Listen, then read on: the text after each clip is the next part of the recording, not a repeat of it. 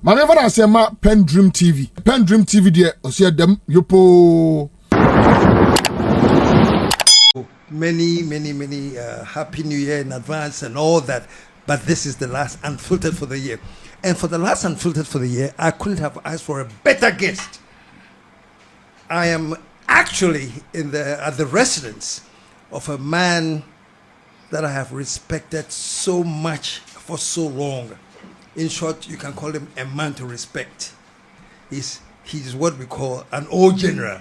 And every time I call him, I tease and say, "Hey, old general, old generals don't die." And he says, "Well, old generals don't die, but we fade."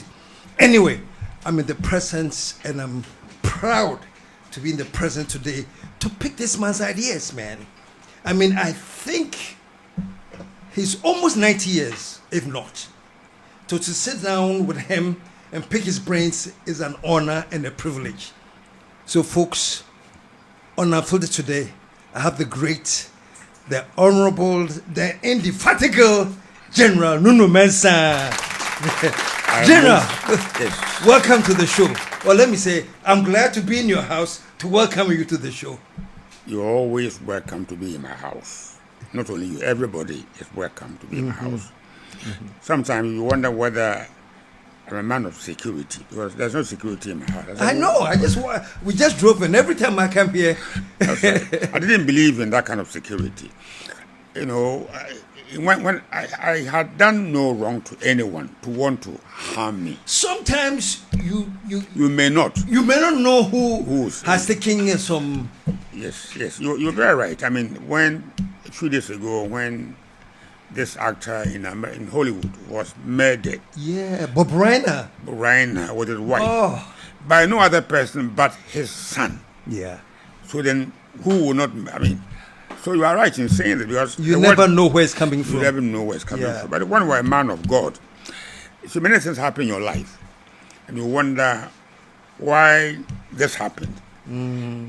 It's been a long life. Like you are right in saying around 90, it's a long time.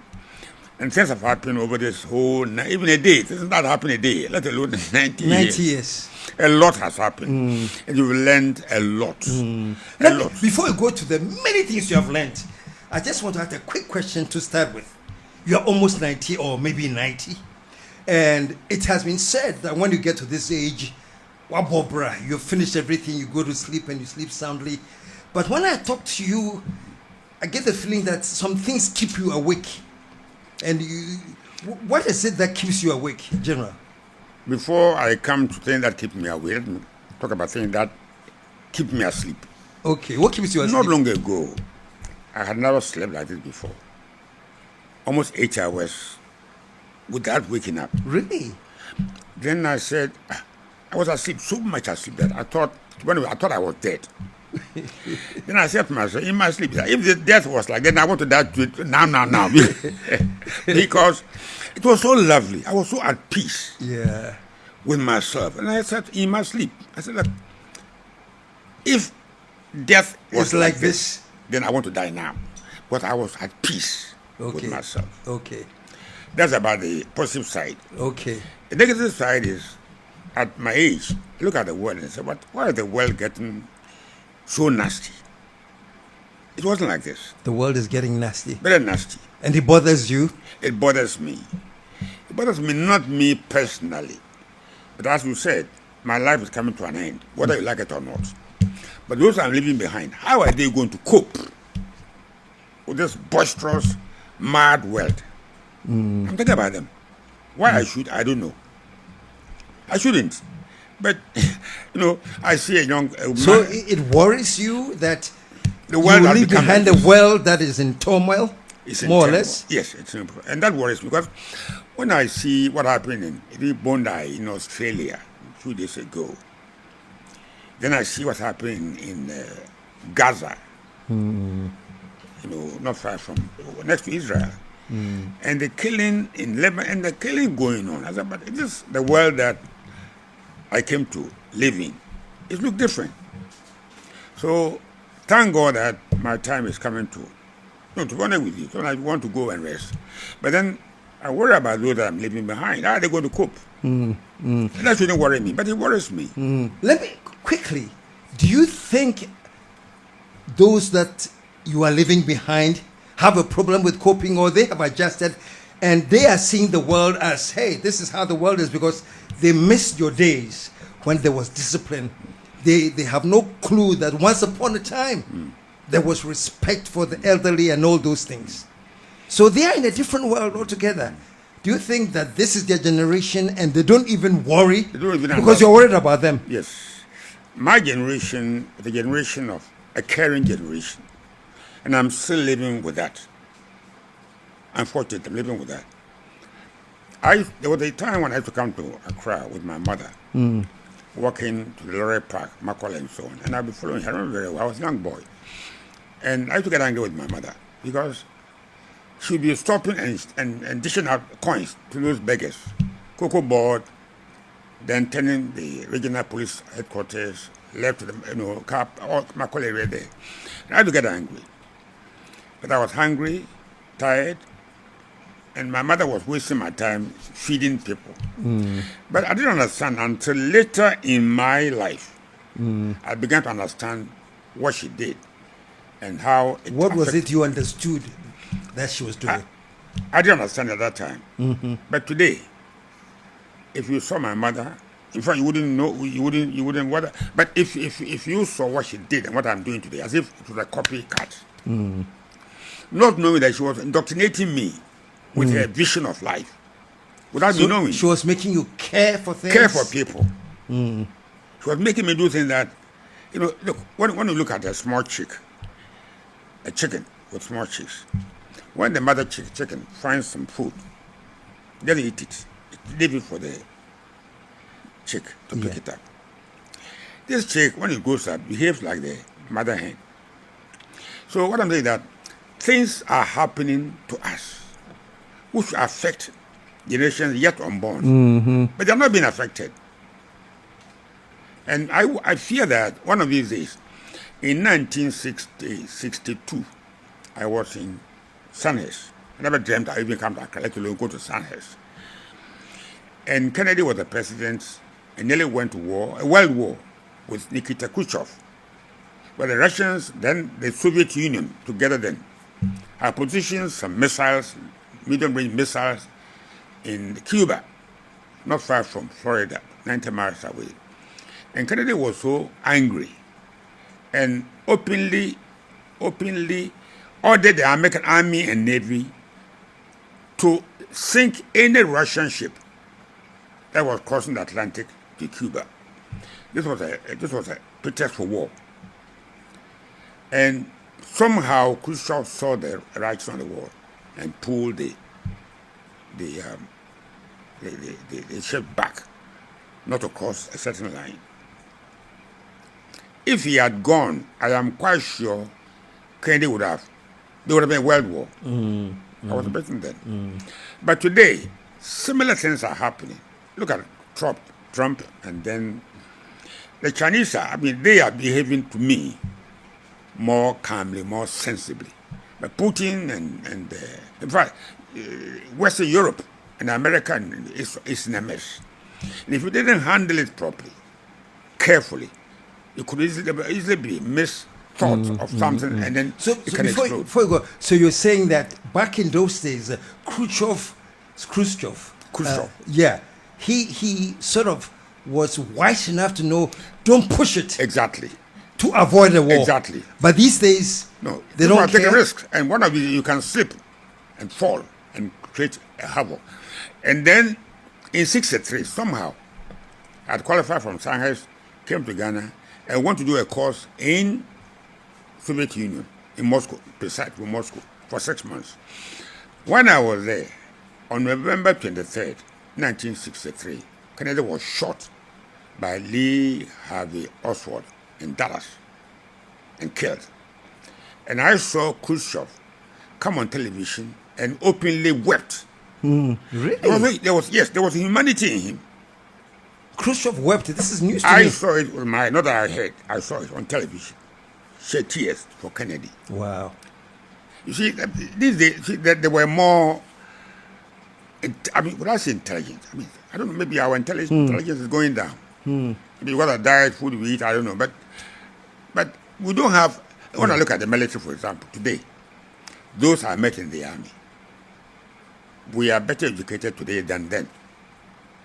But they were, you may not know, people like General SJ02, MA02, Aferi. All these were from the mountains here. And they were not ordinary people, to my mind. What was making that breed of people more intelligent, and as you are suggesting, they were better military people than what we have today? What is making them that, or what made them that? I believe that they were better managed by society. Meaning, I went to a school. It was Master Tieku from Tutu in the mountains here. Our headmaster, middle school, 1951. And so they were hard men. It would be raining. Tieku would be standing in the rain, getting wet. So he's not standing sitting in an air-conditioned car. He's going through the hell with you. He's also getting wet. So why do you complain? Sorry, why do you complain? You can't complain. Society managers like themselves. You know, and that is why today, people like myself, we almost ran out. In fact, my classmates in 1951, you can't count more than 5 alive today. Your classmates? Yes. They're less than 5, or they're 5? If I can count them. Don Arthur, you should know Dr. Don Arthur. With a little boy, he was the smallest of the lot. I had gone to see fishing, and so I said, I was tired of fishing. So let's go to have some education. But his father was educated, brought him there. He's about 86 now, but he was the smallest. Those of us who came from the fishing community, you have to put your hand across your head and touch your ear. To qualify for not school. with the left hand. Yes, left hand, they will whip you with the right hand. Because today we are a lot of left-handed people. Yes. For some reason, they thought that was not right to do things with your left. So they whip you for using your left. Today, a lot of left. Obama was left-handed. Yeah. I've seen many of them. In my days, they will whip you to change it. So they crudely, they discipline us very crudely, but they will do the right thing. So your view is that the disciplining, as much as it was crude, was needed? Was needed. It was needed. I mean, to me, because as a child, you don't know your right from your left. Society then manage you. And everybody thought it was his duty. Let me get an example. In 1962, I'm going front and backwards. I was at Sandhurst. I never dreamed I would go there. I never dreamed, because I was going to some stupid school, and I didn't think that with people from Fancy, Machimota, Pemper College, I decided that I got a chance to go to the army and get to Sandhurst. Then, Christmas 1962, a certain lady, Miss whatever his name was, I arranged for him to live with a family. A place called Forfar, not far from Aberdeen, in Scotland. Now, this man for many years was in the Gold Coast and stationed at Winneba. And I want to live, he was a young man. Now he was married with young daughters, 18 and so on and so on. And I want to live with him. And they were arguing about English grammar. And at a lunchtime, like we seated here, and the father told them to keep quiet and said to them, young ladies, there were 3 girls. When I was in the Gold Coast in those days, they spoke better English than we did. They spoke better English. So keep quiet. And then he asked me, Joseph, tell these girls the better expression, the correct expression. And I told them. And she said, that is right. A bush Winneba fisherman's son teaching English people how to speak their language. We were respected. We were. There was quality everywhere. Nobody cared. Tieku, we thought Tieku was wicked. It wasn't wicked. It was hardening us, toughening us up. The word is rough and tough. It's rough. But I think that also partly my generation, our fault. We went through hell. We don't want our children to go through the same hell we went through. So we made things a bit soft. It was wrong. Or you think that was wrong? It was wrong. For example, today, Mr. Tieku, the disciplinarian, as you see him, who wanted to do things well, he himself was in the rain, quote unquote, who bond road for you not to come in the rain? Exactly. You know. But can you imagine today if some teacher or whatever has kids in the rain and he is standing in the rain, somebody can say, "Child, I'll take you to court, you've given my son a cold." And there could be a lawsuit. Do you think things are getting better or they're getting worse? I'm not far from Burma camp. I see things I wonder. Is this Burma camp? I lived there for a long time. This area, this house, about 50 years ago, I lived here. And I see things that other call nauseating. They are sickening.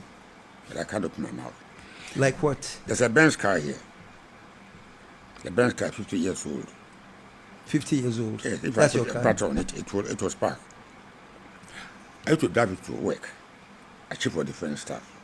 My official car wasn't roadworthy.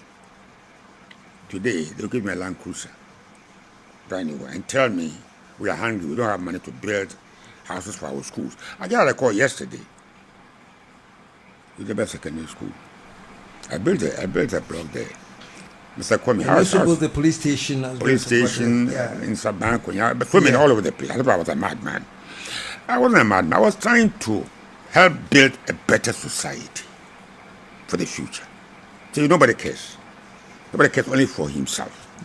You said something quite interesting that your Mrs. Mensah was 50 years old. It's 3 years. Yeah, I was having it. you're having it. And that's what you used as a... When my official car was used by Akufo, by about 3-4 CDS, pass on. We were not like today. Today we are material minded. I want this, I want the Land Cruiser. No, it's not, it wasn't. And this is what we were brought up with. Why should I go and buy a Land Cruiser when I could drive my... if I put a battery on it right now, it will start. So our attitudes have changed. Our tastes have changed. Today, not long ago, how many weeks, maybe 4 or 5 weeks ago, young girls going to Airwork Stadium to be recruited. What happened? It was a disaster. It was stampedes. They were crushed to death. In my time, you see, things have gone bad. The army came for me. I didn't come for the army. I've never given anybody one peso as an inducement. So in those days, for example, how did the army identify somebody like you and say, let's recruit this guy, he has the Potential. capabilities? What the army did, I don't know how that happened, but a man called W.W. Stalibras, he came to teach at science, so I know him pretty well. There were 2 young captains. They came round to certain schools. Nkrumah wanted to expand the military. We become independent. The British were still controlling and they had a problem with the military leadership. Nkrumah was controversial. I think he wanted to move certain direction. The British wouldn't allow him because they were controlling the military. The Congo War started. Wanted to have African policy helping Lumumba and others. They wouldn't allow him. So he took a decision to weed them out and blow up the military. So a team came to my school. I hadn't thought of the military at all. About late 59, the exam was early, middle of June 60. I didn't have education earlier. I went to school, I was almost 20 when I went to secondary school. Today they are going, little boys and girls. So they convinced me. So they came to the school? They came to school and told me, look, think about the military. It's a good profession, a good career. In your plan, think about it. So then I began to think about it. So when I finished my O-level at Makwala, did O-level at Makwala here in Accra, staying with the carpenter cousin of mine, mosquitoes feeding on me the whole night. It's amazing I didn't even get malaria. But the bodies were toughened up in those days. They all die of malaria. So ended up in the military to meet people from all the good schools, Achimota, Fantipi, at the Southern College. So not to cut you off, everybody you met there sort of like recruited the same way, people came there to identify them? And I don't know whether they went everywhere. I Okay. don't know. Maybe they didn't go everywhere. But they all came together, had a massive exam at Burma Hall, not far from here, and they actually chose them, a good quality team of young people.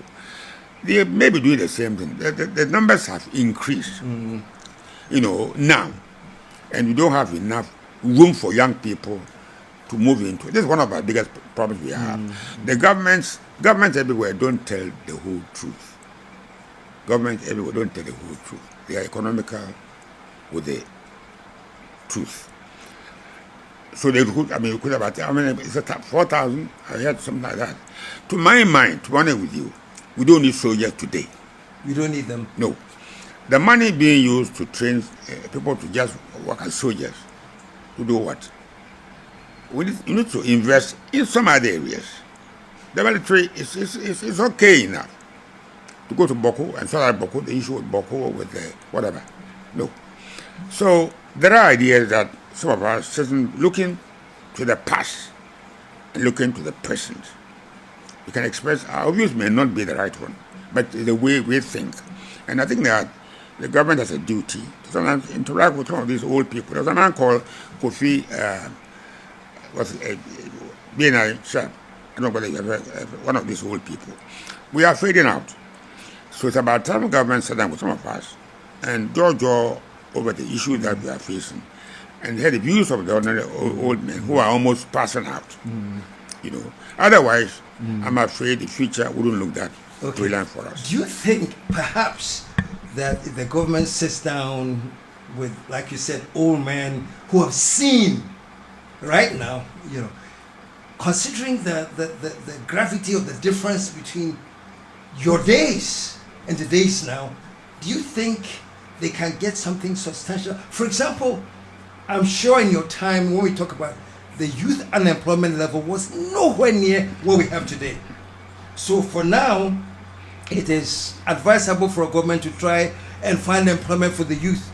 And if it happens to be the army, so be it. They are not thinking because private sector is not employing, the government doesn't have room. So have circumstances changed so much that your reality from back in the day will not make sense to the government now?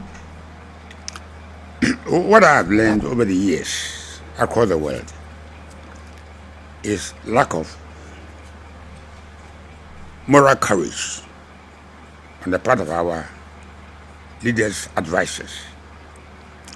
If there's, I'm writing my memoirs, almost out in 2 months time to be out. Yeah. I said I don't. What do you call it? I don't follow the crowd. In other words, I'm an independent-minded person. The fact that there are 100 people going this way and one person going this way means that 100, you join 100, just Ghanaian. Yeah. But not necessarily that they are doing the right thing. And our leaders, not only in Ghana or Africa as a whole, or even the world, even in America, the president does something. I said, but this man, what is he doing? Those who are following, can't they see that the man is not doing the right thing? So what I'm saying is that here, these people, they may not be right, but they've got views that they may be useful to you running the country. Today, I have some coins in my pocket. This house we are sitting in, I spent less than 50 pence. You won't believe me. And I You built this house? This house here. I built it. You spent less than 50 pence? Yes. And I can explain to you why I spent less than 50 pence. And but I built all these schools in Southern Kenya. How did I get the money from? How did I get the money from? Not long ago, the headmistress of Maurice Secondary School, I went there, spent so much money, built so much for them, because the situation was so bad. And I left it. Of course, I retired, left the scene. The headmistress called me and said, General, our water has broken down. I guess I have no water to. Yeah, I can just live without water. Build them a borehole, build them tanks, and build them public place of convenience. Everything I did for them. But once, and I spent 3,000 cedis to buy a new pump, which had been fixed. We don't care enough. And I don't know why we don't care enough. And mainly because, and I think that from my own background, what our parents did to us affected our attitude in life. If you saw poverty, poverty hurt me like a bullet. My wife had a flower shop. The flower shop doesn't work. There's nobody buys anything. But instead of sacking the girls, I'm sharing my salary with them. And I can't sack them. Because of the nature of my life. Not all of us are like that. But if the state, the government cared enough, and to me, it should be a policy to listen. And again, party politics. I don't know what they're doing as any good. What they do in America even any good. They are fighting among themselves, not caring for the issues facing the people. They are not. The NPP are fighting NDC to come to power, to better their own lives, not to better Ghana for everybody. And the reverse is the same. So, it's going to be a difficult struggle. The youth, we're talking about them, they don't know where they are. They don't even care. They are in complete chaos. But do they even think about their future? Do they worry about it? Today, I've seen many government places of employment. And I see the cars people are driving. I said, but I have a car. I don't know whether you met this car. I have a car. Most of my cars here, I have plenty of cars here, are 4 or 5, 50 years old. Whether you are mad. I said, look, I cannot go and buy a new car. I just want to buy an old car. There are things I can spend my money on, not buying cars. Let's make sure people who are unemployed have got something to do, if I can help. Rather than going to buy a new Land Cruiser. So why did I buy Land Cruisers for the military? No, I will not do it. I'll invest the money. Achampon came to power. Yes, I don't know whether you ever met Achampon. The ordinary officer. He wasn't one of the top ones, like Afifa, Akufu, and others. He wasn't like that. But even him, see what he did. The army rallied behind him, supported him, and did so much. Today, we're all doing politics. We're not getting anywhere. So is it because it's partisan politics? Are you more comfortable with, or you trust like a military rule? You'll be more comfortable with a military leader who was focused and what's... I hate military governments. You hate military governments? I don't like it at all. It's not our job to run the country. Our job is to defend the country. It's not the job of the military to run the country. Yes. They are to defend it. Yes. Okay. Against external aggression, not internal aggression. Therefore, that's for the police. But unfortunately, those who came to in 1977, to answer your question, 77, our chief of staff, Akufu, was the chief of defense staff, working closely to him. Then, at one of the advisory council meetings, Mr. Advisory Council, advising the president, the army government, how to run the country, there were difficulties. I don't know whether you ever met General Hamidou, Joshua Hamidou, very close to him. We are the intelligence. We understand the dangers of what we're doing, but we were brave enough to speak our mind. At the meeting, he said the military should think about evacuating power. Get out of power and let the civilians run the country. Somebody told Achampon. Achampon was angry. All that he did was to try and fire me. Go to Idi Amin, was the president of Uganda. I should become ambassador to Uganda and work with Idi Amin if I have anything to do so with they sent Idi you to Amin. Uganda? Yes. And you requested they did hand over? No. Well, he said to go to Uganda. Then General Akufu, he was a soldier. He wasn't there. He was my immediate boss. The moment he came, it was in Britain, he came the next day or something, I went to him and said to him what I've just told you. And I said I wasn't going to move an inch. He needed to support me to stay. If he didn't support me, I would resign. I would have resigned. I would have resigned. Because I saw June 4th coming. I could see June, because the military had changed. We have been infiltrated by corruption, so I felt very uncomfortable. So you knew there was going to be some upheaval? No, I'm talking about June 4th. He should have, when he heard this, he should have called me. He was happy. I knew him very well. Now, why do you think we should go? And I'll tell him my peace of mind. He may like it, he may not like it. but try and throw me away out as if the problem would have gone with the problem. No, the youth of this country, the army was getting corrupt here and there, and the youth were agitating. I was then intelligence. I could understand this. I could feel it. So I advised him, get this thing, get out, let's go away, do our traditional jobs. No, I didn't go. So in 1978, the military, with me being chief of some money to hook him out of the seat, push him out. Akufu became, that is the SMC. the Palace School in 1978. And the idea wasn't against, against Champa as a person, against the military institution in government. They want to get out of government. If you want to get into politics, put the uniform down, put on some batakari, and join the NPP or NGC. But don't wear the uniform and do politics. I didn't believe in that. This is what we learned when I was in Britain. The military, the moment we landed, I went to Britain in 1961. The following week, I took her to the House of Commons to see Parliament at work. Had the coffee across along the banks of the River Thames with the opposition, Labour and the Conservative Party and other members of Parliament to tell us the job was for politicians, not for soldiers. So, no, I don't believe the military in politics. If you want to get into politics, I wouldn't want to. Well, I tried it and it put some sour thing in my mouth. It was dirty. I joined the NPP I came up from Britain 1993. For the election 1996, I stood for the election. There was too much corruption. I hated it.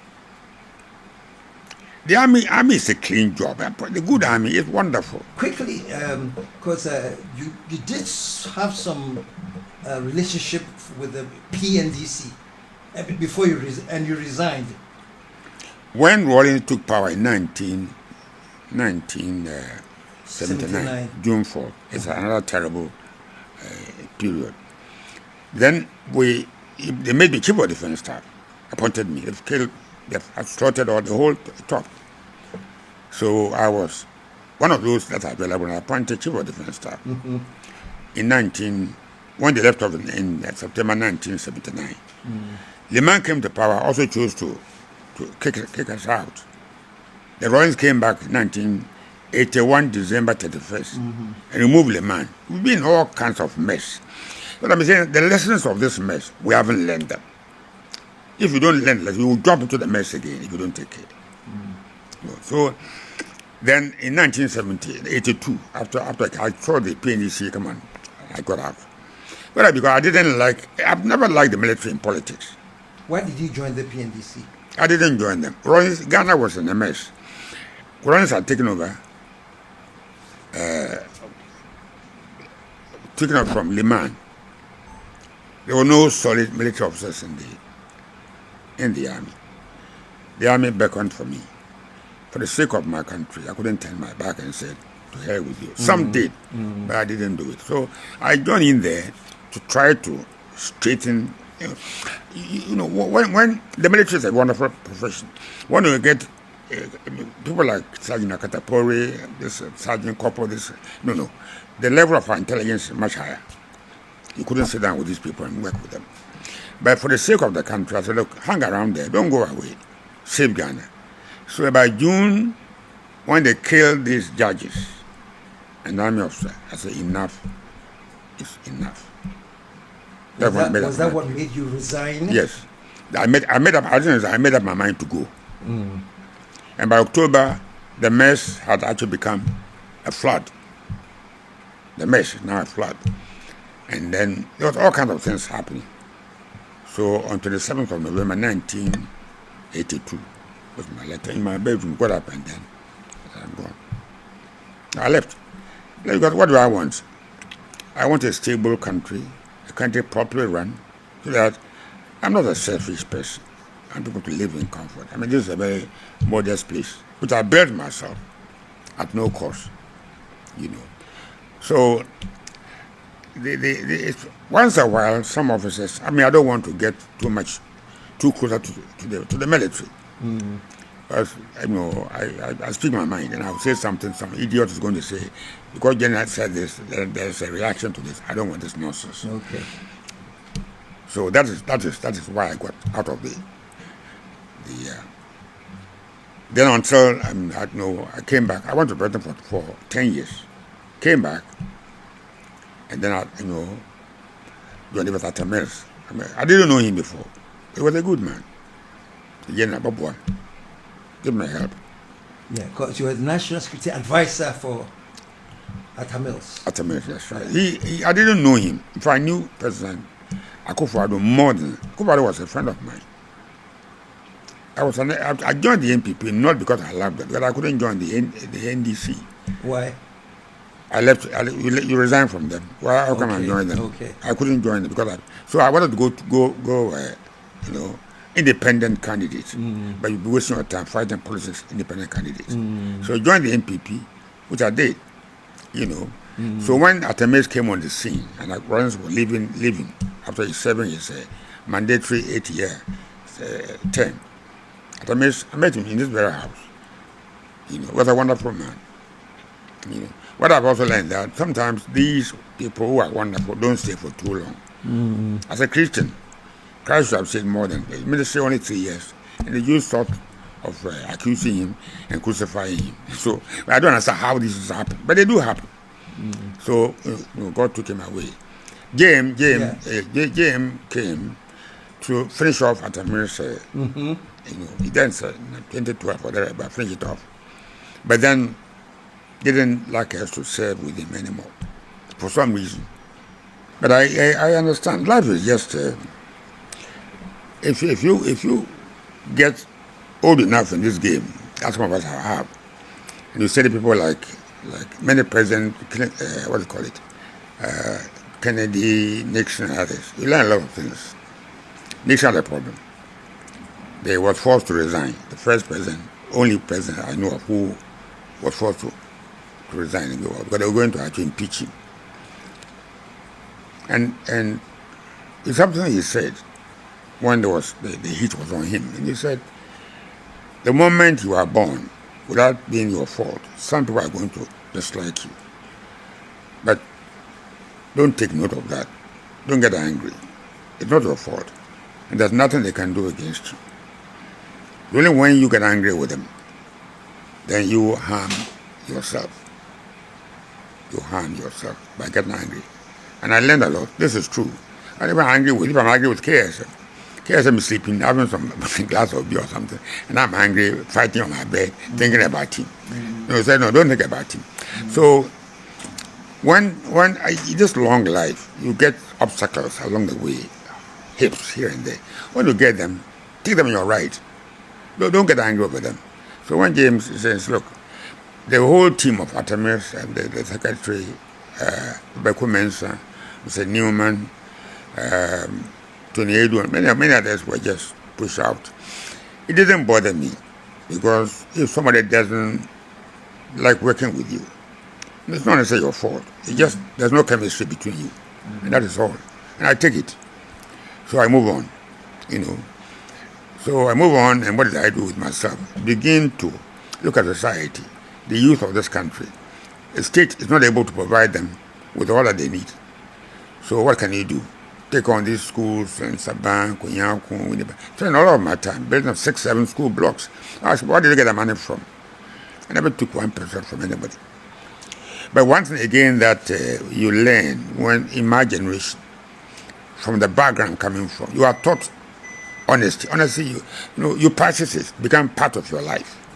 Because I remember in 1969, I was in Canada studying, doing a course there. It was 68, rather, 1969. And I was the first Ghanaian to go there to study. So there was no record of how I should be treated money-wise. And they called me to the pay office and said, look, sir, this is your money, a lot of dollars. I said, from where? So this is your pay and allowances. I knew they were more than I should get. Today, Ghanaian would even ask for more. But because of the way we've been brought up. So you actually thought the offer was too much? No, it wasn't right. It was too much. It wasn't right? No, it was too much. It was too much. It was wrong. It was dollars, not CDs. Today, Ghanaian man, he will take it. He will even double it. But the point I'm making is that when we are brought up from that background, my father's house the door was never locked. He sent to go and buy something. He won't give you money. You go to the bedroom, leave the pillow, take money, go and buy what you were asked to go and buy. Take it and take the balance back to where you took the money from. When you are trained like that, you know how to steal. No, you don't know. You don't know how to do it. So that's some of the things that at least my generation. I'm not saying that we're all angels. We're not angels. There were some criminals. That was the upbringing that you got used to. Yes. So that's the lesson that I believe that, unfortunately, today, unfortunately, not only in Ghana, but the whole world is in crisis. Honesty is an issue. The things I hear and see on television, I don't want to believe them. But and I ask myself, how did your world change to become like this? But it's not happening in Ghana alone. It happens everywhere. Recently, for example, I think the FBI picked up somebody who is alleged to be a fraudster in Ghana. I think the name is Abu Trika, and apparently defrauded people in America to the tune of 8 million. And so the FBI has arrested, I think, Yuko, came through Yuko. The bottom line is that, so they have picked this guy up and been taken to US for trial. And when you look at the online, people seem upset that he's a youth, there's no job. Why don't we allow him to fraud? Even if it's fraud, it's okay, there's no job. And I just want to pick your mind to where the world is at now. That even something that is deliberately called criminality is being defended by people saying, so what? Why folks stole much money from Africa? So Abu Trika has defrauded. Why not? Why worry? Why leave him alone? Leave him alone. Yeah, and I think that attitude is coming because around them they can see criminality of those in charge. So why don't we also become criminals like them? So that's the natural thing they are seeing now. Yes, because if those who are supposed to make life easier for me are mismanaging my life, they are mismanaging. I don't want to talk about individual, but when I'm in this country and I am told, I passed somewhere near the Cantonment police station, post office yesterday, and the driver told me, sir, these are the houses that Kufuor built for the judges when they were going to build the new cathedral. And the judges, he was telling me, the judges didn't have any complaint because they were going to enjoy the benefit of that. I said, because I will enjoy, I should help to kill Ghana. How? No, so, in effect, it didn't bother them that the whole area had been decimated. Yes. Because, hey, after all, we will get new buildings. Yes. So why worry? Why worry? Then those that are suffering, and the many are suffering. If you tell me people are not suffering, you're like, people are really going through hell. And I have no sympathy if a criminal is arrested. This is the thing. But you have people who are clean. You can talk about Nkrumah. I worked like a young officer in Nkrumah in those days. There were a few, one or two who were not. No. But they were the exceptions to the rule, not the rule. A man like Achie Kisley Hayford. When I was going, I said, "This man, I want to grow up like him." But the lawyer was only, a well-educated person among them. Achie Kisley Hayford, and I said, "I want to be like that. I wanted to be like this man." Today, whom do you want to be? Everybody's stealing money, so it's a norm. When I look at America today, this war in Ukraine is all about money. It's sad, and there's so much suffering. Look at Sudan. Look at the killing going on there. Look at Gaza. There was a storm, and their rooms, which are made of tents, are all flooded. Ask my wife, so if you were there, where will you sleep? No, we have no humanity left in us anymore. And so those who are also, why don't you also join them and destroy the whole place? What I said and be like like an angel when those who are supposed to make my life better I help you to destroy my life. So then let's basically, join loot. I like how you describe it. There's no humanity anymore. There's a book. I don't want to give you a copy. I'll I'll give you a copy. We'll look at Yes. You've written a book on the legacy of humanity, Yes. something like that. Yes. So there's no humanity anymore. No. Because very recently, I think there was this disastrous hurricane that hit Jamaica and Cuba. Yes. And I think the government of Ghana has made some donation to help. Yes. And there's a whole group of people that are very upset. Yes. That why are you supporting? Yes. This is what you're talking about. Well, even here, did Ghana send not only money but human beings as well? I don't know. Yeah. Send some soldiers To assist. to assist. I heard this. I have no problem with helping out, but sometimes when you want to do good, see how that goodness is also dished out. Do you have to send soldiers there, all the way there, to go and how many soldiers? I don't know how many they send. I have no problem with the money. I have no problem with that. But to send the human to go there, I don't know. There are various viewpoints. What I'm saying is that in democracy, let's have free exchange of views and ideas, and pick the best out of the lot. That will solve the issue that we are dealing with.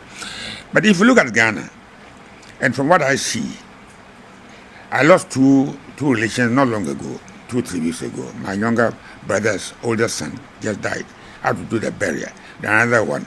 And then when I look at the family and the poverty from where they are coming from, I ask myself, if you are not there, how would they manage? It's terrible. So when we are given power in Africa, anywhere in the world, think of those that down the heap. You on top of the heap. What about those who are down the heap? All your weight is on that person. But this is why that person will become hardened. So when they are hardened, understand why they are hardened. That's something you don't see too. You are buying Land Cruisers without seeing the way they are buying. You buy 4-wheel drive vehicles all over the place when they can't get cassava to eat. This is where you are getting this reaction from the poor. What should be done? So shouldn't the poor, for example, say, okay, let me find out how I can work hard to buy a V8 in the future, if that's so important to you? Should you be angry that somebody had... Should you be angry? Yes. I was as poor as people are talking about, but I was never angry. I was as poor as the people we are talking about. But look at you now, General. No, I'm just answering a question. So how did I behave as opposed to today? Yes. I used to walk from Yahoo Clinic. I had a cousin staying the Toro Bush. Walk in the morning. He was working at Elang near Makola. Elang near Brig. I had to walk there, this distance. Trotro, just to get Trotro, trippings. I would rather walk. I was so poor that I walk rather than take Trotro. That's why there was no money. So I work hard to manage my life. It was hard for everybody. I remember very well. See, this case, it's a very strange. If you live long, like some of us have lived long, you see many things. Things happen in your life, and then you don't understand how and why they happen. You never understand. In 1950, early 59, I didn't go to school early. I was working to just save money to pay my fees in school. I got to school, I was 20 years old. Then a letter was written by 3 of us, myself, Obuba, I don't know what is dead or alive, for sure it's in New York. Anonymous letter to Nkrumah complaining about the state of our school. And it was hard. Luckily, my mother would cook fufu at the 1 meal a day. Then I would call on my cooks, my organized, come and eat something. I did have 1 meal. Then we would eat. Then I went to Nkrumah complaining about the state of the school. Nkrumah did something which I will never forget. Within 7 days, 10 days, there was rumor in the school that some boys had written to the school to Nkrumah complaining about the school. It wasn't just complaining about our suffering.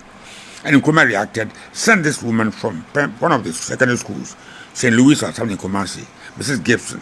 Gibson came to the school there with orders to change the school around. And Nkrumah, if you knew Nkrumah didn't have time. for messing around. If I had a job to be done, it would be done. This woman would then days change the whole school round. People were trying to harm her. So holidays, I was quite brilliant with my mathematics. She loved me, and I'm from Winnipeg. So I used to stay in the school, live in the living room while she was in the bedroom. Then one morning, Saturday morning, I had just done the job, going home and come back in the afternoon or in the evening. And she asked me a question I never understood. She said, Nunoo-Mensah, I said, yes, ma'am. She said, who pays your school fees? I swear, I was not sleeping, thinking about the school fees. I never opened my mouth. And I said, my mother paid my school fees. So, mother, what did she do for a living? I said, she sold ordinary foodstuffs in the market. That's what she does. And she pays her school fees. She knew I was not telling the truth. I did every work to save every person to go to secondary school. So, and society was there, and Nkrumah did everything. Brought this woman took me to Accra. He said, your mother, Monday morning, bring your mother to my house at 8 o'clock. I will take her to Accra and get you a scholarship. And she did.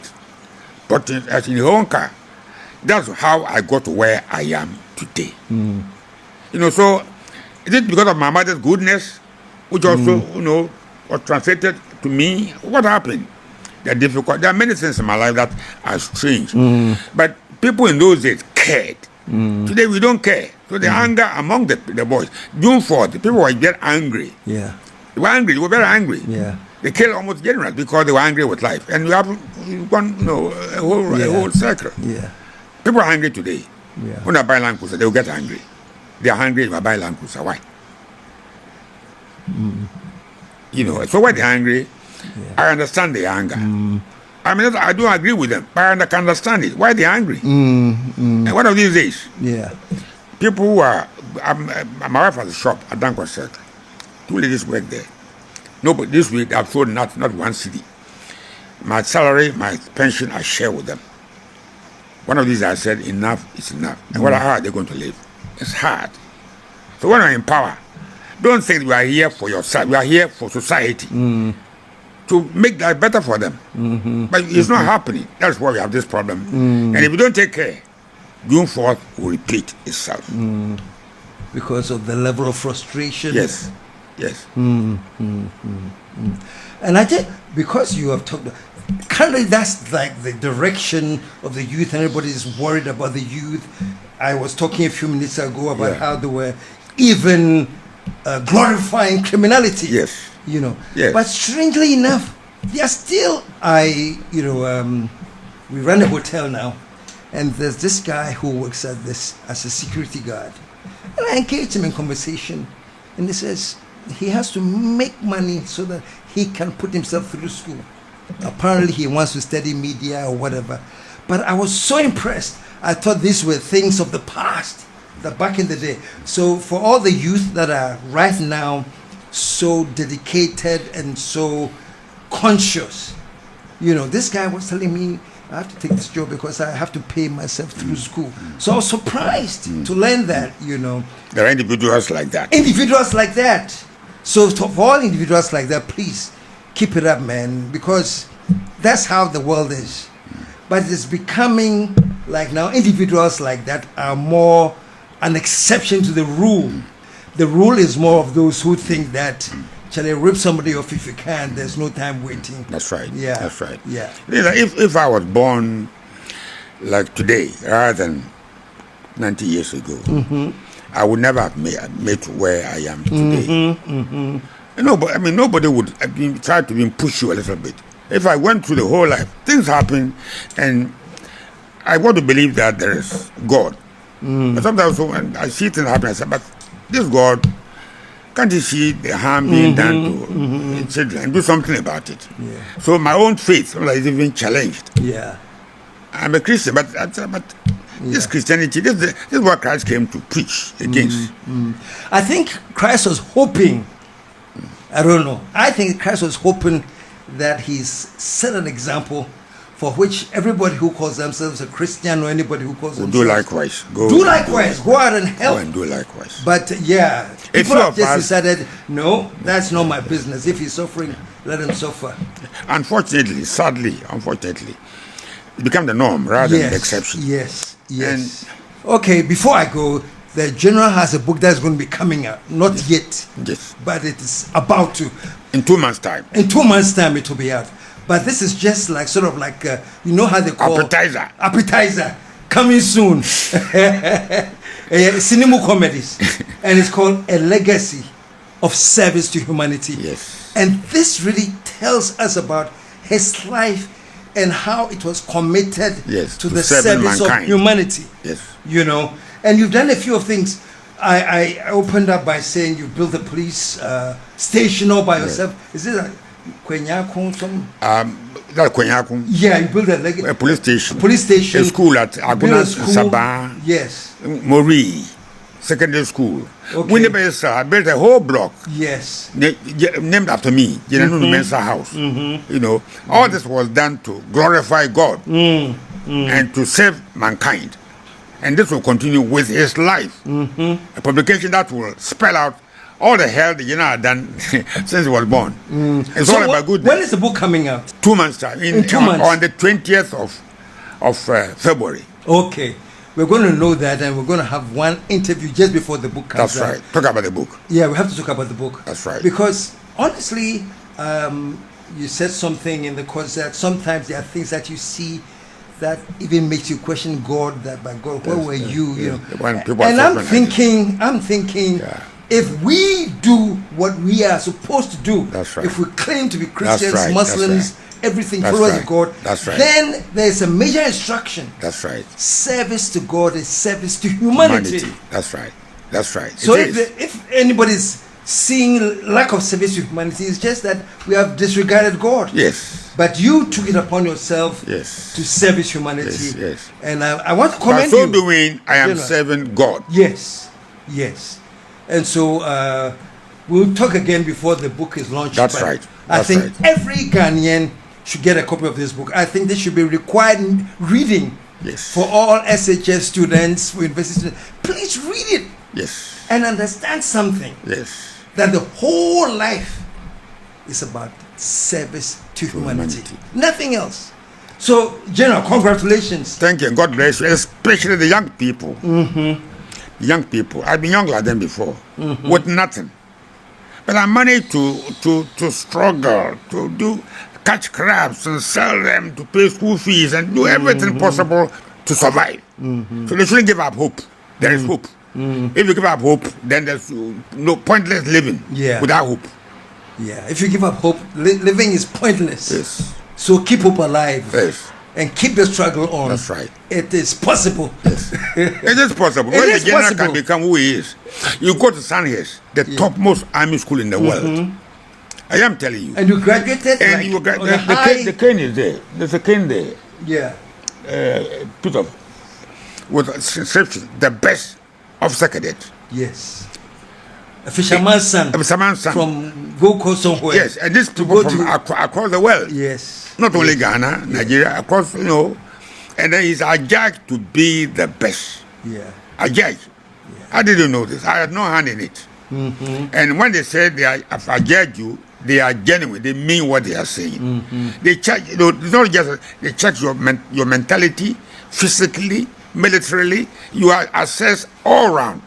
They come out with the accolade, the best overseas officer cadet. But that must be great. I thank God for that. That is awesome. Show him some love for that, man. So, General, thank you so much. Actually, I feel very, very privileged to sit across from you. I'm on it. I'm on it too. Oh, the honor is mine, more than you. and hear such wisdom, and that you are telling me by sharing with the whole world. Yes. We're online and we're all over the world. Yes. And I know that many people who have listened have been inspired by you. Thank God. Keep up the good work and keep up the legacy that you have left to serve humanity. Keep it up. Thank God. Okay, people. And this is, like I said, our last unfiltered episode for this year. But we'll be back soon. I was going to say next year, but it's all just next month. Yes. Yes. Thank you very much. And we're coming back with the big bang. Yes. So stay tuned. That's right. And be loyal That's right. to Unfiltered, because once you're there, we are here. And as the General has said, never give up hope. Never. There's no point in life That's when right. you grow up without hope. Even if it's a hopeless hope. Yes. If it's a hope without hope. Keep hope alive. And on that note, see you soon again on Unfiltered. Thank you very much. Thank you. God bless you. Remember when I turned 50, I did this show, it was called KSM 50.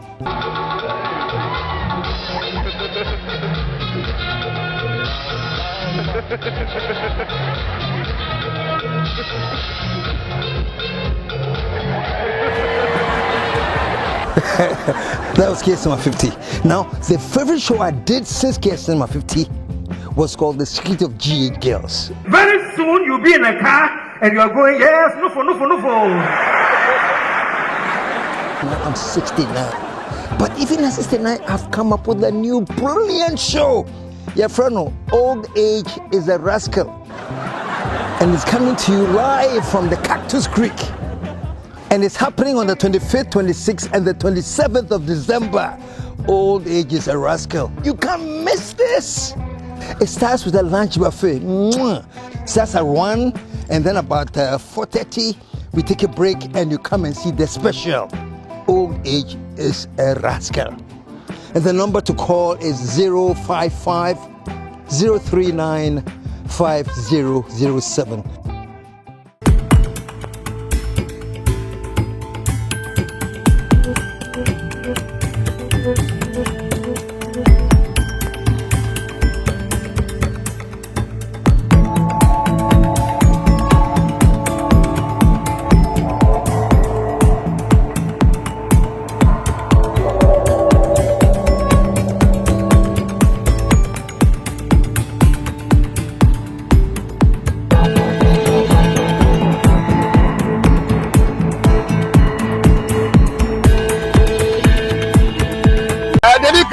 I'm not PENDREAM TV.